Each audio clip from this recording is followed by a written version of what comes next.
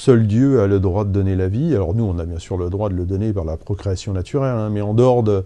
pour créer des robots en particulier, par exemple, le deuxième commandement du décalogue dit non, c'est absolument interdit de créer un être vivant, c'est seulement Dieu qui est capable de le faire, et ça, en particulier dans la religion chrétienne, ça va être enseigné pendant des siècles, ça va être combattu sous l'Inquisition, sous différentes formes, et donc c'est resté un petit peu dans notre culture, recréer le vivant, c'est mal.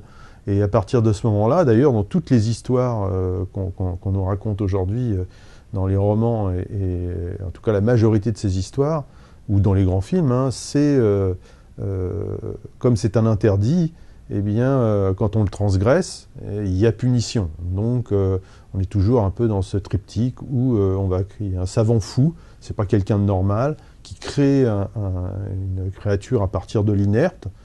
Par exemple, Frankenstein, c'est à partir de bouts de mort. Dans le golem, c'est de la glaise. Il y a une aptitude particulière, donc de sculpteur, par exemple, dans le cas du golem, ou de médecin chirurgien dans le cas de Frankenstein, et puis d'autres après, par la suite, dans l'histoire qui nous concerne plus avec les robots.